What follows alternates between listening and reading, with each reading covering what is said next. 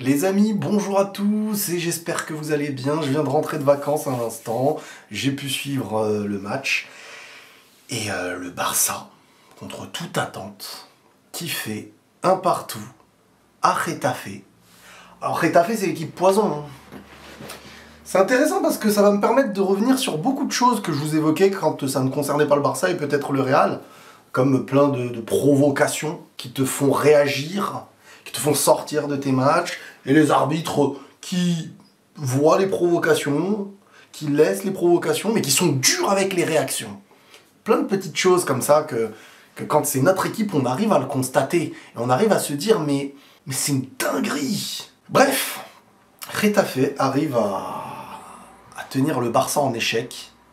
Et là, je crois que le Barça, ça fait une victoire en 8 journées de Liga, un truc dans le genre. J'ai cru entendre de Benjamin Da Silva le dire en fin de match. Les mecs, il va falloir regarder les choses en face. Le Barça, c'est saboté.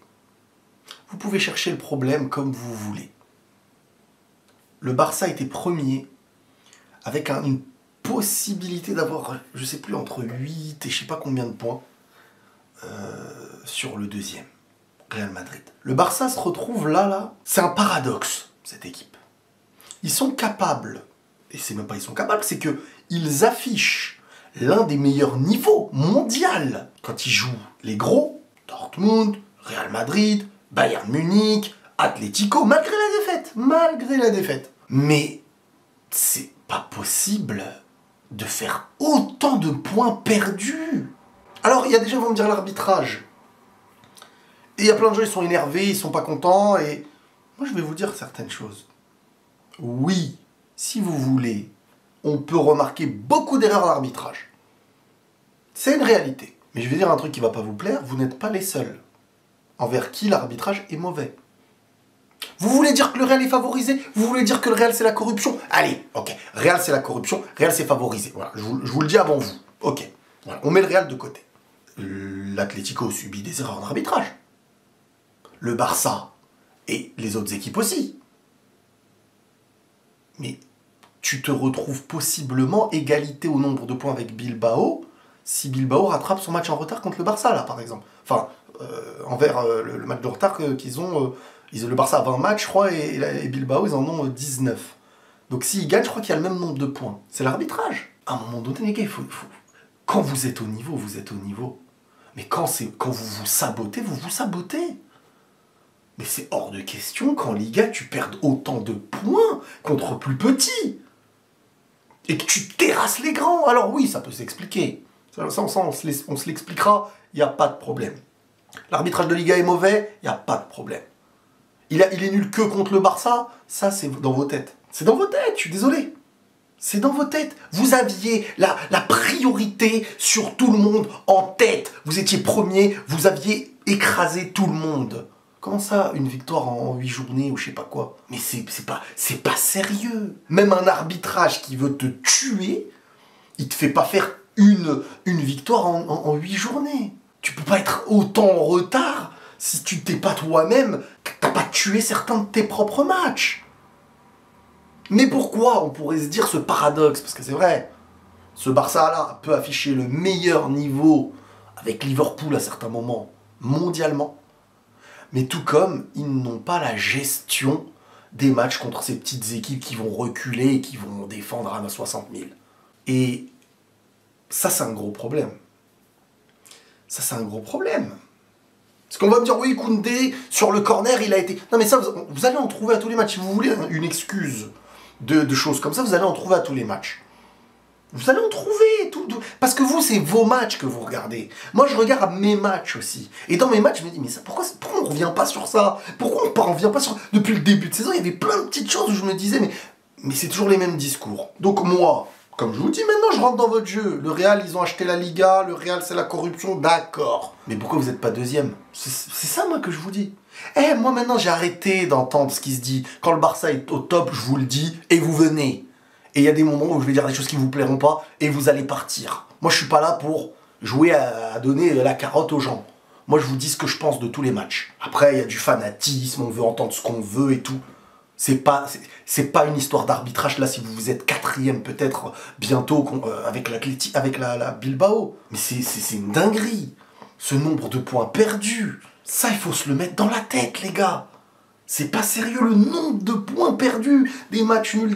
Attends, on va les faire. Contre les Ganes, le Barça perd 1-0. Contre l'Atlético, ils perdent 2-1. Ils font 2-2 contre le Betis.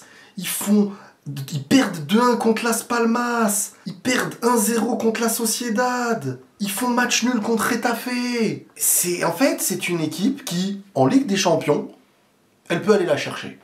Moi, je vous le dis, en Ligue des Champions, ce Barça, là, ils peuvent aller la chercher. Les matchs comme ça, là, où en face, t'as pas une équipe qui a besoin de faire un 1-1, 0-0, défendre quand les deux doivent aller chercher une victoire. Cette année, le Barça est plus un Real Madrid d'Europe que le Real Madrid d'Europe. Moi, le Real Madrid, ils me font pas, j'ai pas confiance au Real Madrid pour la Ligue des Champions. J'ai plus confiance pour le championnat. Le championnat, c'est régularité, mais savoir battre plus petit, sans perdre de points bêtement. Et le Barça, là, ils pourront battre n'importe quel grand. Ils pourront perdre aussi, hein. Mais ils pourront plus battre des grands que le Real, pour moi, pour le moment. Mais par contre, là, la gestion face aux petits, face aux matchs pièges, face aux trucs, eux, ils récitent leur foot, voilà, c'est un récital. Voilà. Orchestre, machin, ça passe, c'est bien.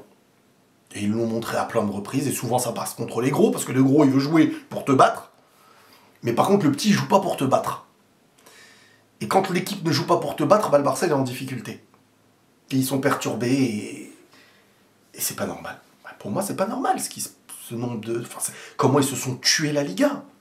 Je n'ai peut-être jamais vu ça. Franchement. Parce que, Real, ils ont déjà perdu des Ligas, hein, mais ils étaient nazes. Ce Barça n'est pas naze. Ce Barça, en première partie de saison, à un moment donné, ça y est, on s'est dit, mais c'est fini. Après le Classico, on était à 90% de personnes à me dire, Riles, c'est bon, ouais, vas-y, c'est bon. Tu nous as saoulés en début de saison avec ton La Liga, c'est fini. Mais en vrai, là, c'est fini. Les commentateurs sportifs, les journalistes, les youtubeurs, tout ce que vous voulez. En vrai, ça y est, la Liga, elle est pour le Barça. Vous-même, supporters du Barça, vous y avez cru. Et au final, derrière, il faut pas se cacher derrière les... Parce que il faut pas avoir ce truc de quand on gagne, on mérite, quand on perd, on mérite jamais. Quand on perd des points, on mérite jamais. Il n'y a pas que le Real et le Barça dans vos têtes, les gars. Il faut comprendre que dans un championnat, il y a d'autres équipes. Si ça se jouait qu'entre le Real et le Barça, ok. Je parle à ceux qui sont plus jeunes, qui comprennent pas, qui aiment pas la défaite et qui ont besoin de s'énerver, de trouver toujours des excuses. Oui, si vous cherchez, vous allez toujours trouver la mauvaise décision. Qui, si elle avait été bonne, elle vous aurait donné peut-être un truc qui vous aurait donné la victoire. Tout comme beaucoup d'autres équipes, mais il n'y a pas que vous. Il n'y a pas que vous, les gars. C'est vous suivez cette équipe-là. Et vous vous dites, purée, je peux le comprendre. En vrai, je le comprends. Mais il n'y a pas que vous. Il n'y a pas que vous. Et il y a des jours où c'est pour vous. Ou des périodes de l'histoire. Et ceux qui connaissent l'histoire du foot vous le diront. Donc... oui, le Real, c'est la corruption, on est d'accord, le Real, corruption, ils ont payé tout, même en payant tout, ils n'arrivent pas, donc tu dis, ils sont tellement nuls. Et mais il n'y a pas que le Barça, vous n'êtes pas deuxième, là. Vous êtes troisième et plus proche du quatrième, je crois, que du... Liga, c'est chaud. Franchement, la Liga, pour le Barça, ça peut être chaud. Après, s'ils reviennent, on va analyser sur les faits. Hein. Moi, j'analyse comme je vois. Mais ce qu'ils ont fait, c'est... dégringolade. Donc qu'est-ce que tu veux dire? Oui, Getafe, ils sont écœurants, c'est des poisons, mais déjà t'as pas à te faire égaliser contre Getafe. Quand t'es le Barça, que tu domines, que tu joues au foot, tu te fais pas égaliser contre Getafe. C'est erreur professionnelle. Tu sais cette équipe-là, comment elle va jouer. C'est un poison.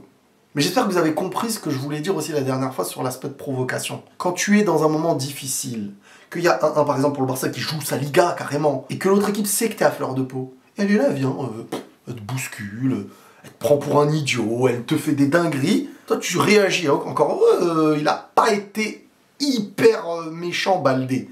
Il a fait ça. Il n'a pas mis une vraie claque, il a juste fait ça. Mais en vrai, même s'il lui met une vraie claque, moi, je me dis, mais venez, on analyse ce qu'il a fait avant. Je vous le dis même pour vous, ça. Moi, je le dis partout. Bien sûr, on sait que dans le foot, il y a de la provocation. Mais empêcher dans la provocation de toucher une personne hors jeu de ballon. Parce que sinon, moi, je vais en dehors, je te fais alors, à mon idiot, et je te tape ta joue comme ça.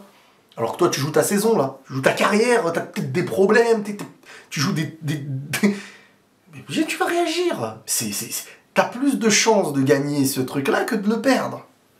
Si l'autre, il réagit pas, bah tu rentres dans sa tête. S'il réagit, bah c'est lui qui perd. À un moment donné, les arbitres, ils peuvent pas aller voir les mecs comme ça qui provoquent. Bref, ces équipes-là sont écœurantes, hein. Bien entendu, quand tu les joues, j'imagine là que les supporters de Barça doivent péter les plombs.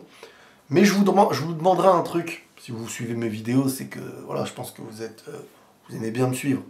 Apprenez à vous remettre en question quand il faut se remettre en question, et apprenez à savourer quand il faut savourer.